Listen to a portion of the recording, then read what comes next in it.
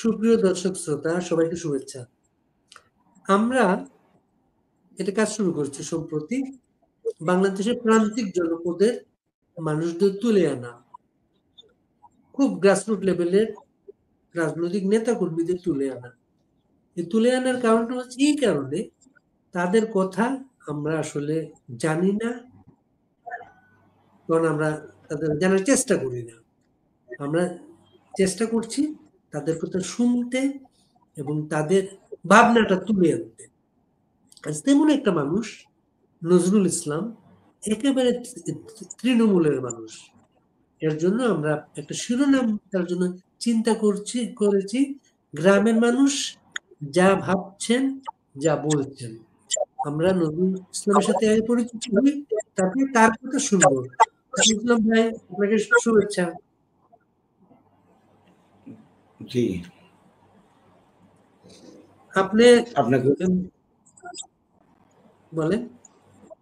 আপনাকেও শুভেচ্ছা জ্ঞাপন করছি। ধন্যবাদ আপনাকে। নজরুল ভাই, আপনার এলাকাটা একটু বলেন, আপনি কোন এলাকার মানুষ? এবং আমার এলাকা নওগাঁ জেলার একেবারে লাস্ট এরিয়া, পত্নীতলা থানার অন্তর্গত 10 নম্বর আমাইর ইউনিয়ন। গ্রামের নামটা আমার কান্তা কিসমত। এটা কি পত্নীতলা উপজেলা? কোন উপজেলা এটা? পত্নীতলা উপজেলা। আর গ্রামের নামটা উপজেলা কান্তা কিসমত। জি, অন্যরকম একটা নাম। হ্যাঁ, পত্নীতলা। জি, পত্নীতলা একটা নাম। পত্নীতলা, পত্নীটা হচ্ছে স্ত্রী। জি, পত্নীতলা। আর কান্ত কিসমত, এই নামটা কেন আসছে? কান্তা, এই নামটা কেন আসছে আপনি জানেন? আমি জানি না, একদম নদীর কিনারে অবস্থিত এই গ্রামটি। আমরা সেই কালে পড়েছি কান্তার মরু প্রান্তরে। এখন আমরা তো মনে করি যে একদম মরু প্রান্তরের জায়গা, তাই বোধহয় তারই নামকরণে নাম হয়ে গেছে কান্তা। আমার আবার 3 থানার শেষ। কিসমত হচ্ছে ভাগ্য। ভাগ্য, হ্যাঁ, কিসমত। আর কোন নদী এটা? কোন নদী এটা? নদী হচ্ছে শাখা যমুনা। শাখা যমুনা, জি। এটা একটা নতুন নাম আমাদের জন্য। আমরা যমুনার নাম জানি, আমরা শাখা যমুনার নাম জানি। জি জি জি। বর্ষা ছাড়া কি পানি থাকে? শীতে পানি থাকে এখানে? হ্যাঁ থাকে, খুব কম থাকে, তো পানি থাকে সেটা। আর আপনার সাংগঠনিক পরিচয় কি? আপনার রাজনৈতিক সাংগঠনিক পরিচয়? আমার পরিচয়, আমি দীর্ঘদিন ছিলাম ওয়ার্ড আওয়ামী লীগের সভাপতির দায়িত্বে। পরে আসছিলাম ইউনিয়ন কমিটির আইন বিষয়ক সম্পাদক। আচ্ছা, আইন বিষয়ক সম্পাদক কেন? আপনি আইন জানেন খুব ভালো। একটু অর্ধশিক্ষিত মানুষ হিসেবে জ্ঞানের গভীরতা একটু বেশি, সেই কারণে হয়তোবা সাংগঠনিক ভাবে আমাকে এই পরিচয়টা দিয়েছেন। বিচার সালিশ করি, গ্রামগঞ্জের মানুষের ছোটখাটো সমস্যাগুলো দূর করি, এই আর কি। খুব চমৎকার একটা জীবন আপনার। আমরা একটু আর শুনি, আপনি কি ধরনের পরিবার থেকে আসছেন, কিভাবে পড়াশোনা, কিভাবে আপনি বেড়ে উঠছেন, আপনার গল্পটা একটু শুনি আমরা। আমার গল্পটা শুনবেন। আমার জন্মস্থান হচ্ছে ভারতবর্ষে। ভারতবর্ষে দক্ষিণ দিনাজপুর জেলার বংশিয়ারি থানায় ঝিনাইকুড়ি গ্রামে আমার জন্ম। আচ্ছা। আমি বাবা মার সাথে, আমার বয়স যখন 8 বৎসর, তখন ভারতবর্ষ তথা পাকিস্তানের অন্তর্গত রাষ্ট্র, এই পাকিস্তানের বিনিময় প্রথায় আমরা এই ভারতবর্ষ ত্যাগ করে পাকিস্তানে পদার্পণ করি। সেইখানে দীর্ঘদিন কাটে। আমরা 1967 অর্থাৎ 67 সালে আমরা ভারতবর্ষ থেকে পাকিস্তানে পদার্পণ করি। সেটা উপযুক্ত সরকারি ডিটের মাধ্যমে ডাইরেক্ট ভাবে। তো আসার পরে 69-70 লিবারেশন, সেইখানে আমার বাবা, ওই আমার মহল্লাটা ছিল একটা হিন্দু মহল্লা, তো ওই জনমানবহীন হয়ে গেল, সবাই পালিয়ে পুলিয়ে সব ইন্ডিয়ায় চলে গেল। তো ওই হিন্দু ভদ্রলোকের আমার বাবাকে ভালোবাসার তাগিদে বলতো যে কেরামত আলী, আমরা তো বিপাকে পড়ে সব চলে যাচ্ছে ইন্ডিয়া, তো আমাদের বিষয় সম্পত্তি ঘর বাড়ি সব তোমাকে দিয়ে গেলাম, তুমি এগুলো একটু দেখাশোনা করো, যদি কোনোদিন ফিরে আসি আমাদেরকে দিবা, না হলে এগুলো তোমার। তো যাকে সেই সুবাদে বাবা একটু স্বাধীনতার পক্ষে এই সংগ্রামে সাড়া দিতে গেল।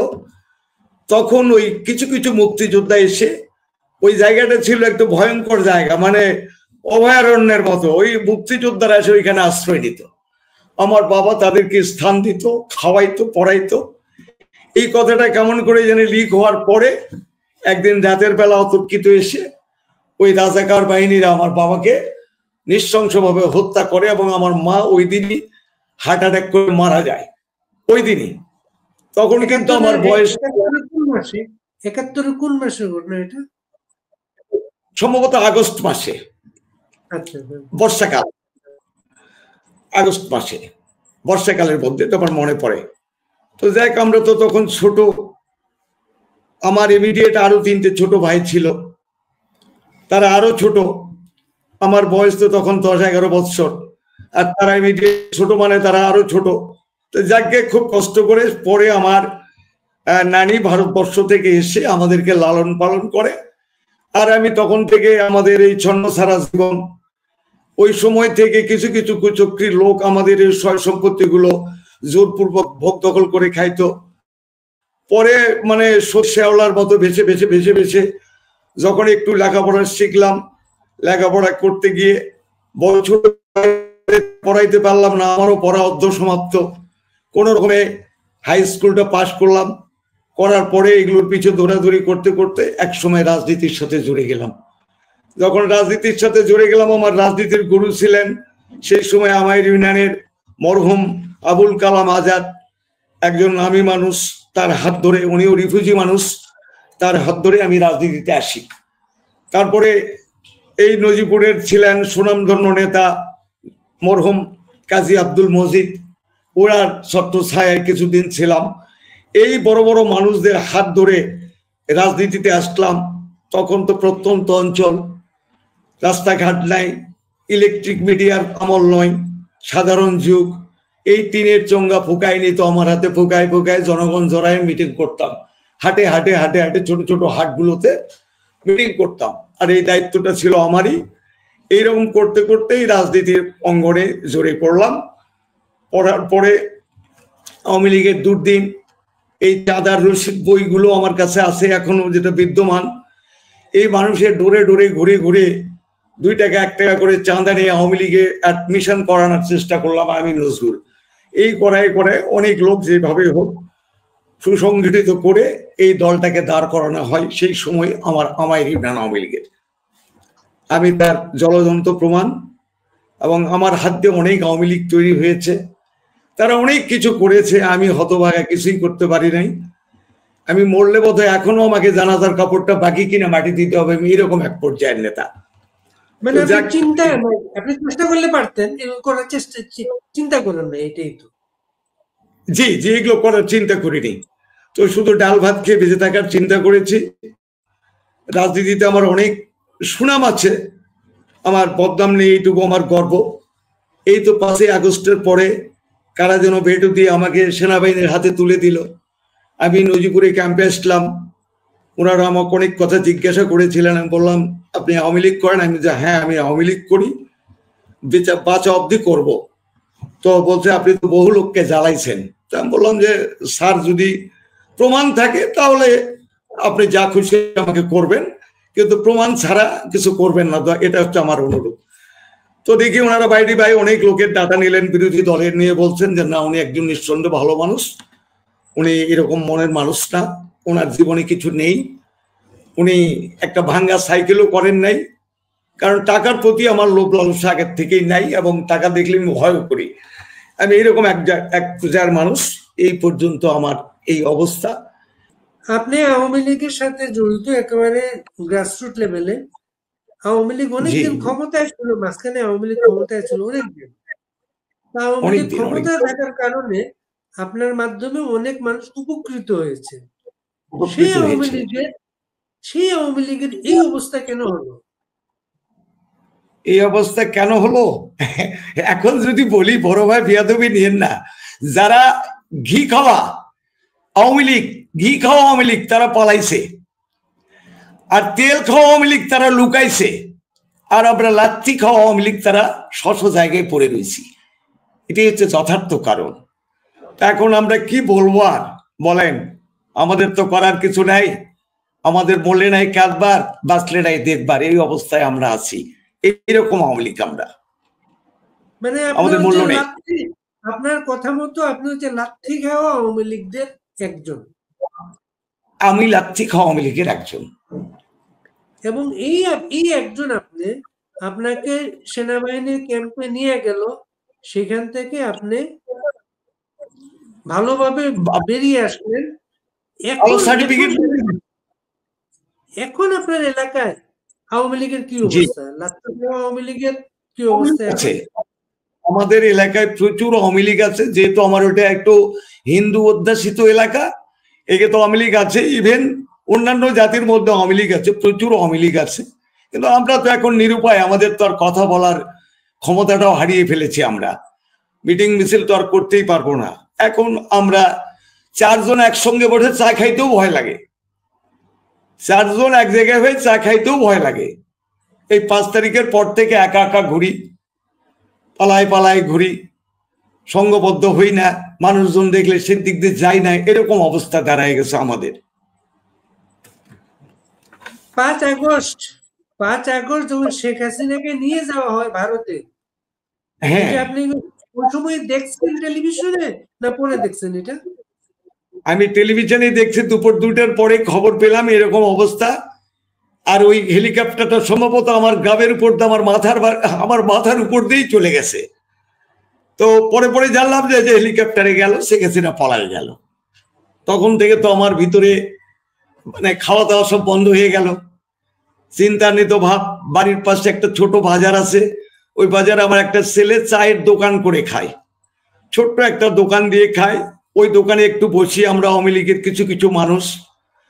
তো আমি সঙ্গে সঙ্গে নেতাদেরকে বললাম এই অবস্থা, তো আমরা বোধহয় এখানে আমাদের আর থাকাটা সমুচিত নয়, আমরা এখান থেকে চলে যাই। বৈকাল 4টার দিকে এগুলো কথা হচ্ছে, আলাপ আলোচনার মাধ্যমে সন্ধ্যা ঘনিয়ে এলো। এর পরেই আমরা ওইখান থেকে চলে গেলাম। আমি আমার ছেলেকে বললাম যে বাবা, তুমি দোকানটা বন্ধ করে দাও, দেশের অবস্থা ভালো না। ইতিমধ্যেই খবর আসলো যে অপোজিশন দলের লোকেরা মিছিল টিছিল করতে করতে চলে আসতেছে। তো আমি তাড়াহুড়া করে ছেলেটাকে দোকান বন্ধ করতে বললাম, করে চলে গেলাম। ওই আগে ওরা ওই দিন কিছু করলো না, পরের দিন এসে দোকানটা ভেঙে দিল। আজও ভাঙ্গা অবস্থায় আছে। ওই পড়ে থাকার পরে এই লোকেরাই এসে আবার সেখানে জোরপূর্বক একটা মার্কেট তৈরি করেছে। এই 11 মাসের মধ্যে আমরা আর কিছু করি নাই। মাথার উপরে কেউ না থাকলে যা হয়, চুপচাপ নীরবে হজম করে চলে যাচ্ছি। এই হলো অবস্থা। এরা কোন দলের লোক যারা আপনার দোকান ভেঙেছে, মার্কেট করেছে সেখানে? এরা ওই বিএনপি দলের মানুষ, তারাই। বিএনপির একজন উচ্চশিক্ষিত মাস্টার সাহেব ছিলেন সেখানে, উনিও বলছে না ভাঙ্গো, এটা আওয়ামী লীগের আড্ডা খানা, এটা ভেঙে দাও। ভেঙে দিয়েছে। আগামীতে এখন তো আপনার আওয়ামী লীগ নিষিদ্ধ দল, আপনি নিষিদ্ধ দলের নেতা, এটা ভাবেন? এটা ভাবি, কেন ভাববো না? তা আমার ভাবনাটা অন্য। ওনারা নিষিদ্ধ করলে তো আমরা নিষিদ্ধ হই নাই, আমরা নিষিদ্ধ হই নাই, আমাদের কার্যক্রম চলবে, তবে ভালো মানুষ নিয়ে চলবে। আমরা আর এরকম পালানো লোকের সাথে রাজনীতি করবো না, এটা হচ্ছে আমাদের উদ্দেশ্য। এখন ভালো মানুষ সুসংগঠিত করে বঙ্গবন্ধুর আদর্শকে মানে ধরে রাখার জন্য আমাদের যা যা করার দরকার সেটা করতে হবে। কারণ আমরা বঙ্গবন্ধুর সৈনিক, যিনি দেশ গড়েছেন, দেশের মানুষ গড়েছেন। এটাও আমার ভুল কথা, মানুষ গড়তে পারেন না, দেশ গড়েছেন। সোনার বাংলা গড়তে পারেননি, সোনার বাংলা করতে গেলে আগে সোনার মানুষ গড়তে হতো, এই ভুলটাই উনি করেছেন। সোনার মানুষ উনি গড়তে পারেন নাই, যার কারণে আজকে আমাদের এই অবস্থা। আপনার এলাকায় আদিবাসী কোন কোন সম্প্রদায়ের মানুষ আছে? আদিবাসী, আমাদের আদিবাসী বলতে একমাত্র শুধু এই আদিবাসী, মানে এটাকে বলা হয় বুনা, এই এরা আছে শুধু, অন্য কোনো সম্প্রদায় নেই। অরিজিনালি আদিবাসী তারা। আর হিন্দু মাইনরিটি হিন্দু আছে অনেক। এরা কি সাঁওতাল না মুরো? সাঁওতালের একটা অংশ, এটা বোনা সাঁওতাল না। আচ্ছা, সাঁওতাল আছে আমাদের ভারত নিকটবর্তী সীমান্ত এলাকায়, আমার বাড়ির উত্তরে, কিন্তু আমার গ্রামে নাই। এটা কি ওরাও ওরাও রাজবংশী? রাজবংশী না, রাজবংশী আমরা কোচদেরকে বলি। ওদের মধ্যে অনেক পদ্ধতি আছে, উরাও আছে, মাড্ডি আছে, মুরমু আছে, সাঁওতাল আছে। তো এরা আদিবাসী, অরিজিনালি আদিবাসী। আমরা আমাদের গ্রামীণ ভাষায় এদেরকে বনুয়া বলি, বনুয়া। এরা আছে। এরা কি আপনার আপনার সাথে সংগঠন করে? এরা খুবই মানে আমার সংস্পর্শেই থাকে তারা। আমিও তাদের সাথে প্রাণ খুলে মিশি এবং প্রতিদিন তাদের মহল্লায় দু একবার করে আমি যাই, তাদের সাথে কথা বলি। তারাও আমাকে খুব সম্মান করে, ভালোবাসে। আমাকে কয়েকদিন লুকায় তাদের বাড়িতে। শেখ হাসিনা ভারতে আছেন এখন। শেখ হাসিনা দলের নেতাকর্মীদের সাথে কথা বলেন, অনলাইনে কথা বলেন, নানা নির্দেশনা দেন। আপনাদের এলাকায় কি কোনো কথাবার্তা হয়েছে শেখ হাসিনার সাথে? জীবনেও না, হয়নি। এই 11 মাসে তার সাথে আমার কথা হয় নাই। আগে তো হয়নি, এখনো হয়নি। অনলাইনে আপনাদের সাথে কোন নেতা বৈঠকের চেষ্টা করেছে? টেলিগ্রাম গ্রুপ আছে, নানা গ্রুপ আছে।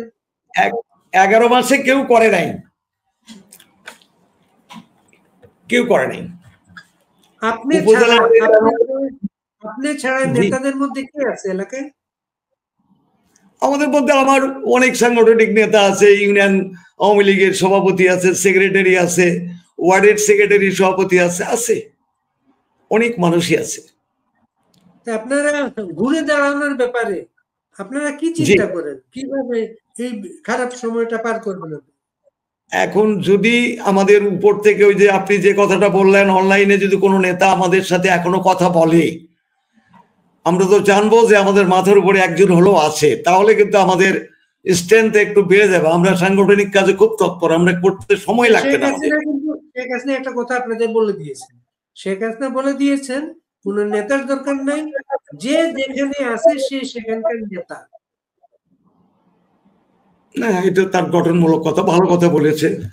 কিন্তু আমরা এখন এই তো বললাম যে আমরা এখন লাত্তি খাওয়া আওয়ামী লীগ হয়ে গেছে। আমাদের ডাকে তো আর মানুষ ওইভাবে সাড়া দেবে না।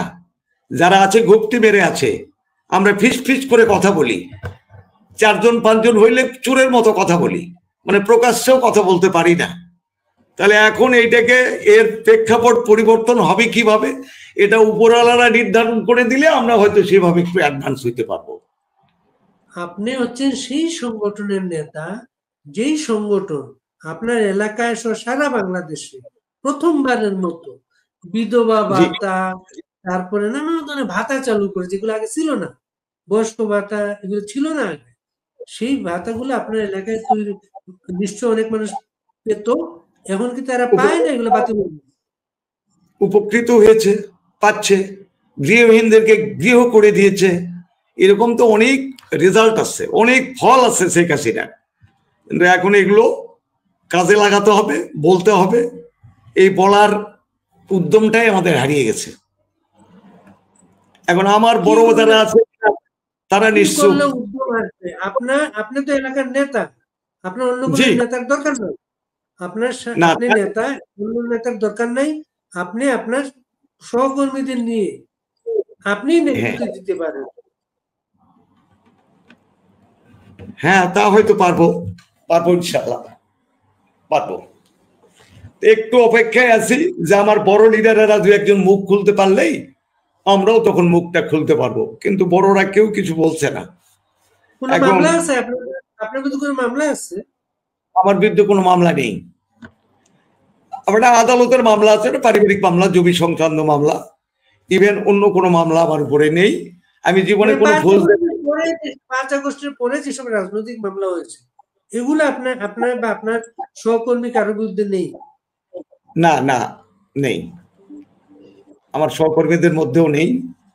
এমনি ভয় ভীতি আছে, পুলিশ দাবরাদাবরি করে। আসে ধমকি হামকি দেয়, মামলা আছে, ই হবে সি হবে, এগুলো বলে। কিন্তু টাকা আদৌ চায় কোনো এসে? এসে জি কি টাকা পয়সা চায়? টাকা পয়সা চায় যারা ভয় দেখায়? টাকা পয়সা তো চাবি, দালালদের হাতে বলে এই তোর নাম কেটে দিব, টাকা দে, না হলে নাম থাকবে, এগুলো হয়। এই টাকা দেওয়ার সামর্থ্য কি আপনাদের আছে? নাই নাই নাই, আমরা এগুলো দিতেও পারবো না। লাত্তি খাওয়া লোক আমরা কোথা থেকে টাকা দিব? আমাদের ওই অ্যাবিলিটি নেই, আমরা দিতেও পারবো না। টাকা জীবনে নেই, আর কাউরে টাকা দিতেও পছন্দ করি না। পত্নীতলার এমপি কে ছিলেন? পত্নীতলা আমাদের এমপি ছিলেন মাননীয় শহীদুজ্জামান সরকার বাবলু, নওগাঁ 47-2, দামোরহাট এলাকায় বাড়ি ওনার। উনি কি কোনো যোগাযোগ করেছেন এখন পর্যন্ত? উনি তো কারাবরণ করছেন, উনি তো হাজতে আছেন, হাজতে আছেন? আচ্ছা, এখনো হাজতেই আছেন, কি কারণ ওনার তো পরিমাণ যোগাযোগ। কি পরিমাণ লোক আপনাদের জেলে আছে? আপনার এলাকায় কি পরিমাণ লোক জেলে আছে? আমাদের এলাকার কথা বলবো না, আমাদের এমপি মন্ত্রীদের কথা বলছে। আমার ধারণা যদি ভুল না হয় প্রায় 1-1.5 হাজার নেতা কর্মী আছে জেলে। তো 5 আগস্টের পরে জি, আপনারা কোন ধরনের মিছিল, মিটিং, রাজনৈতিক কর্মসূচি এখনো কিছু করতে পারেন নাই, তাই না? তাই না? একেবারেই না। বললামই তো যে আমরা 5 জন এক জায়গায় বসতেও পারি না, মিটিং তো দূরের কথা, বসতেও পারি না। বিএনপি ইলেকশনে বিএনপির ক্যান্ডিডেট কে হতে পারে আপনার এলাকায়? আমার এখানে তো বিএনপির মধ্যে লবিং দেখছি দুটো, একটা হচ্ছে শামসুজ্জোহা খান, আর এটা হচ্ছে নাজিবুল্লাহ খান, নাজিবুল্লাহ। এখন এই 2 জনের মধ্যেই কথা শুনতেছেন, জানি না কে পাবে, ওটা তাদের দলগত ব্যাপার, আমরা কি করে করবো। জামাতের সংগঠন আছে? জামাতের জামাত আমার ওইখানে খুবই কম, নাই 2-1 জন আছে, ওগুলা জীবনে আসেনি, জীবনে পায়ওনি, আর পাবেও না। জামাত নেই, তো বিএনপি আছে। নতুন যে সংগঠনটা ছাত্রদের, এটা আছে এনসিপি? এটাও নেই। কোনো কর্মী খুঁজে পাবে না আমার এলাকায়, এনসিপি টেনসিপি ওগুলো তো পাবেই না। আমার এখানে দুটো হাড্ডাহাড্ডি লড়াই হয়, বিএনপি আর আওয়ামী লীগ। এখন মনে করেন আগামী ইলেকশনটা তারা এমন ভাবে করতে চায়, আওয়ামী লীগ ইলেকশন করতে পারবে না। আওয়ামী লীগের দলের কার্যক্রম করতে পারে না। আওয়ামী লীগের নাই, এখন নিবন্ধন বাতিল করা হয়েছে ইলেকশনে। আওয়ামী লীগ যদি না থাকে ইলেকশনে, আওয়ামী লীগ যদি ইলেকশন করতে না পারে, আপনাদের ভূমিকা কি থাকবে তখন? ওরা যেমনটা করেছিল আমাদের সাথে, ভোট দিতে যাই নাই, আমরা যাবো ভোট কেন্দ্রে, কিন্তু ভোট দেবো না, আমরাও ভোট দেব না। আমরা ওই সিল মারতে পারবো না অন্য কোনো জায়গায়, যতদিন নৌকার প্রতীক আছে, অন্য জায়গায় সিল দিতে পারবো না। আপনার এলাকার লোকজন, আওয়ামী লীগের লোকজন, কিছু লোকজন তাদের সাথে জয়েন করতে পারে, এমন সম্ভাবনা আছে? আছে 2-4 জন হয়তো টাকার লোভে যাইতে পারে। যেমন আমাদের কাছে অফার আসছে যে আপনি ভালো মানুষ, আপনি আমাদের জামাতের দলে আসেন, এরকম আসছে আমার কাছে, কিন্তু আমরা তো এটা করতে পারবো না। কতদিন আগে আসছে এটা? যে জামাতের প্রস্তাব কতদিন আগে আসছে? এই প্রায় 1 মাস হয়ে গেল।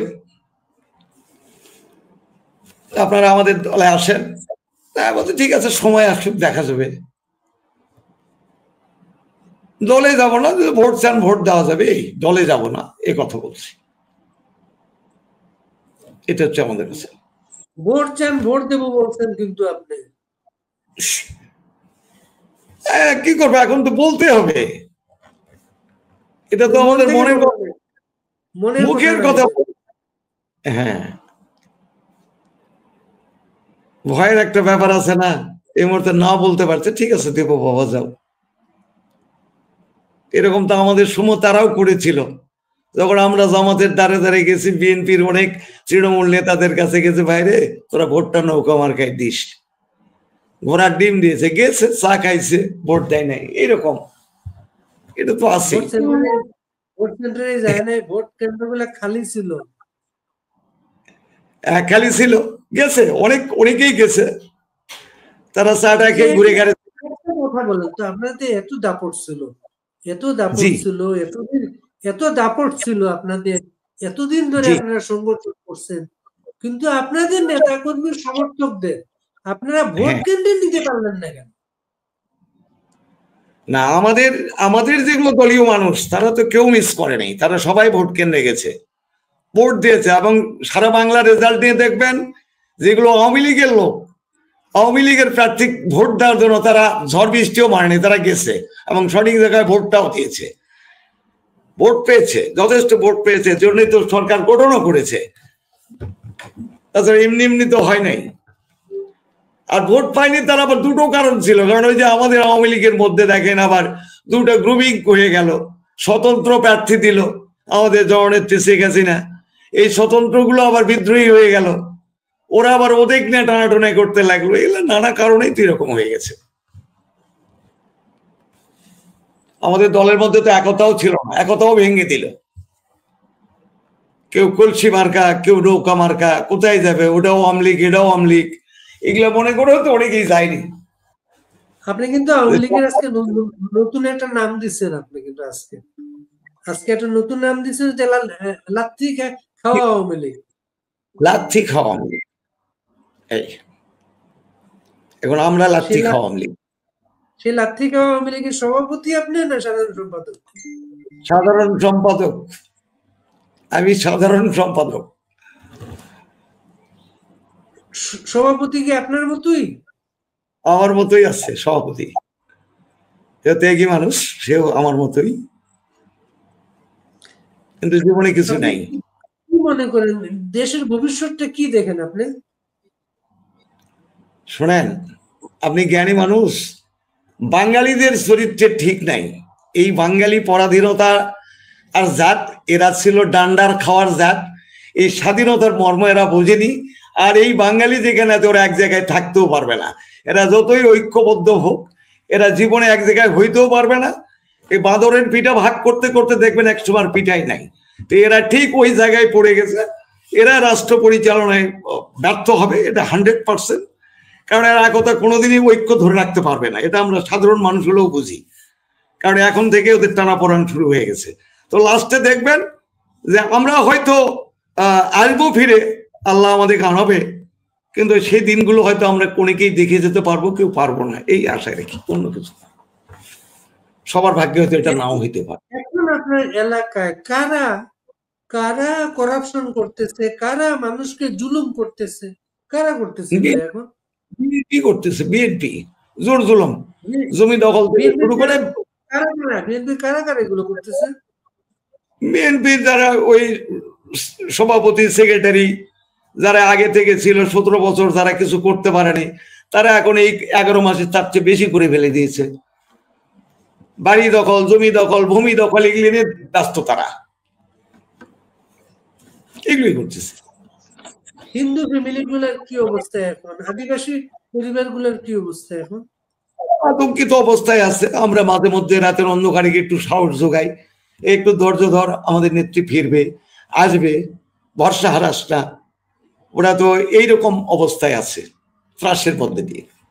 হিন্দুগুলোকে সাহস, আমার বাড়ি একদম হিন্দু পল্লীর মধ্যে, আমার বাড়ির চতুর্দিকে হিন্দু, আমি শুধু মাঝখানে একা, আমার ডাইনে বাঁয়ে পিছে সামনে সব দিকে হিন্দু মানুষ।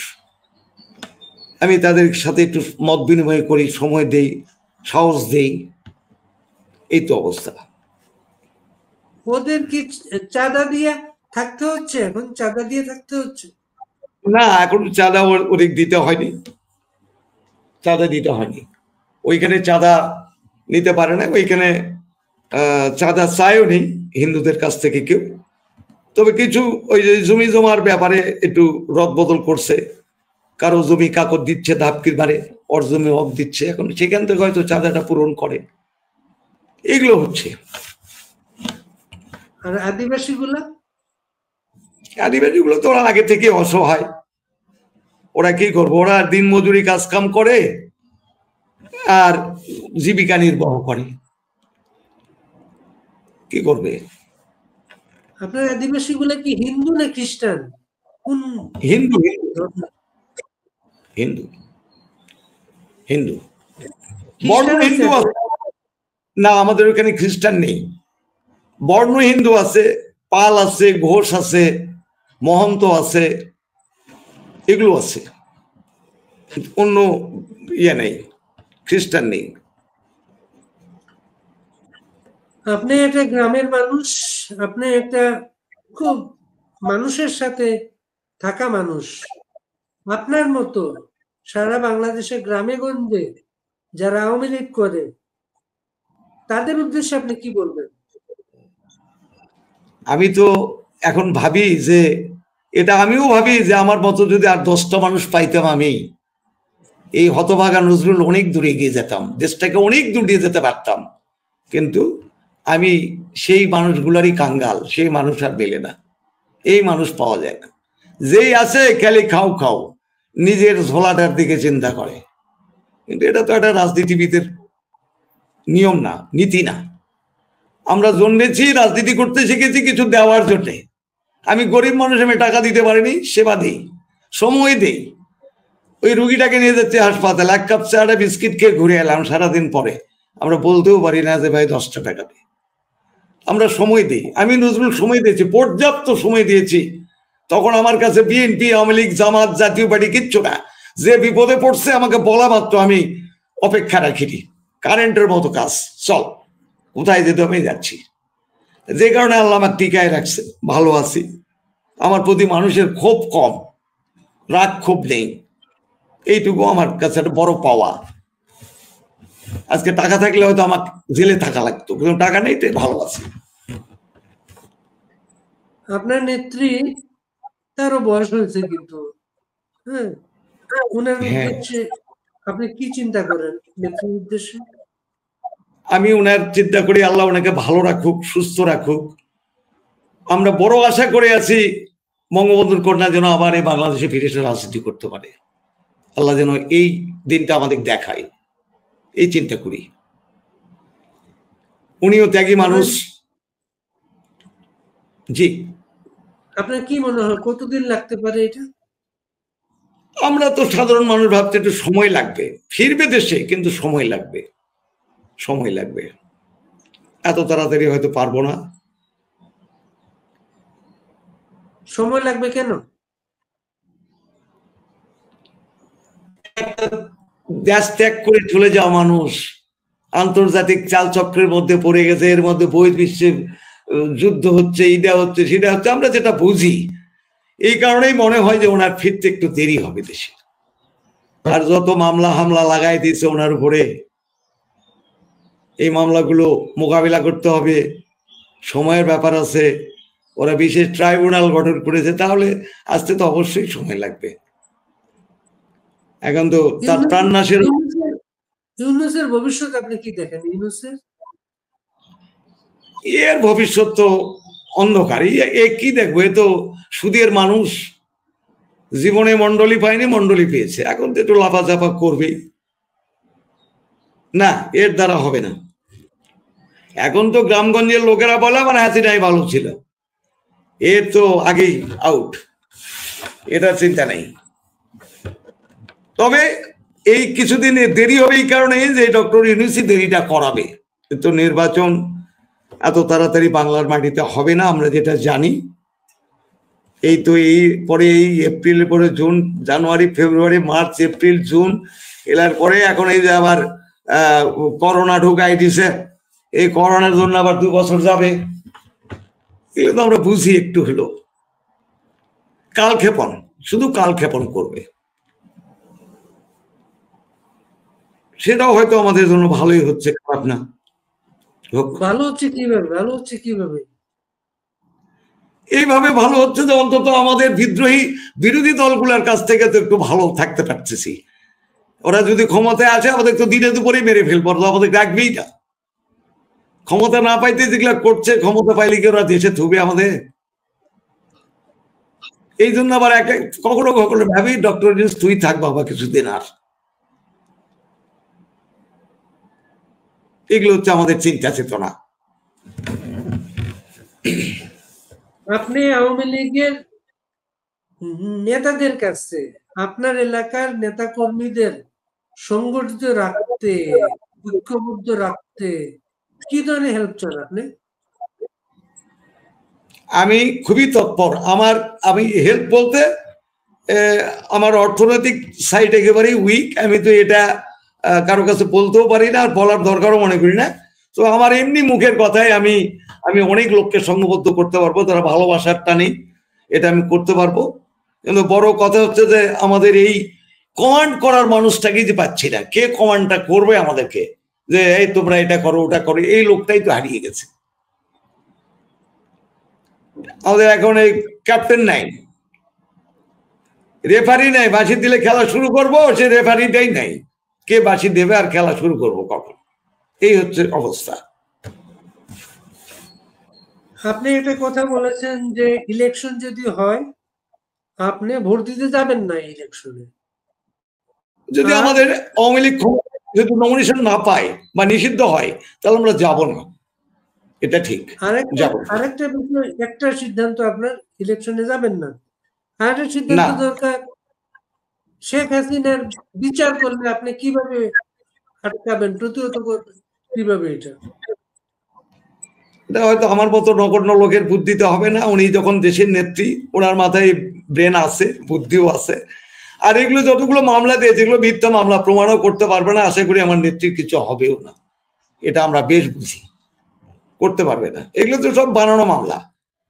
এর মধ্যে কয়েকটা মামলা নাকি রিলিজ হয়ে গেছে শুনছি, এরকম আমাদের কাছে এরকম প্রতিদিন তো আমরা পেপার পত্রিকা দেখতেও পাই না, যতটুকু শুনি। আশা করি কিছুই হবে না, কিছু করতেও পারবে না। এগুলো মামলা তো দেখে আসছে, আমার নেত্রীও তো বিরোধী দলের উপর অনেক মামলা চাপিয়েছিল, কি করতে পেরেছে? কিছুই করতে পারেনি। তারা দিব্যি লন্ডনে যে বসে আছে, তো এইরকমই হবে, এটাও এরকমই হবে, কিচ্ছু হবে না, এটা এই বর্ষা আমরা রাখি। আশা করি কিছু করতেও পারবে না, এগুলো শুধু কালক্ষেপণ। এই চেয়ারটাকে ধরে রাখার জন্য নানান রকম বুদ্ধি করতেছে। আমরা অনুষ্ঠানটা শেষ করব। আপনি অনেকদিন যাবত রাজনীতি করেন, আমরা যেভাবে আপনার কথাটা এইভাবে আপনার ভিডিও সহ আপনার কথাটা যে নিলাম, কথা শুনলাম, এমন অভিজ্ঞতা আগে কখনো হয়েছে আপনার? জি, এইরকম আপনার কথা কি ভিডিও করছে কোনোদিন? না, কেউ করে নাই। আপনি মনে মনে চিন্তা করতেন, স্বপ্ন দেখতেন আপনার কথা কেউ ভিডিও করবে কোনোদিন একদিন? না, তাও করি নাই, কেন? কল্পনাও করি নাই।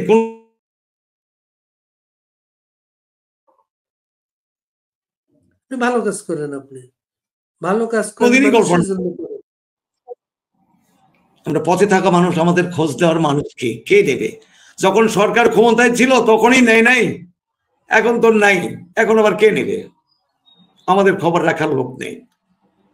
আমি কখনো কল্পনাও করিনি যে আমি কোনোদিন এরকম ভালো মানুষের সামনে ভিডিওতে কথা বলবো, আমার কথা তারা শুনবে। এই আমার রাজনৈতিক জীবনে এই প্রথম আপনার সাথে দুটো কথা বলতে পারলাম। নজরুল ইসলাম, আপনি একটা ভালো মানুষ, আপনি গ্রামের মানুষ, আপনি গ্রামের মানুষের মনের মানুষ। আপনি সাবধানে থাকবেন নজরুল ইসলাম, নিজের শরীরের দিকে যত্ন নেবেন, আপনার গ্রামের মানুষদের আমাদের শুভেচ্ছা জানাবেন, আর সাবধানে থাকবেন। বেঁচে থাকতে হবে, বেঁচে থাকলে মানুষের জন্য কাজ করতে পারবেন। শরীরের দিকে যত্ন নেবেন, সাবধানে থাকবেন।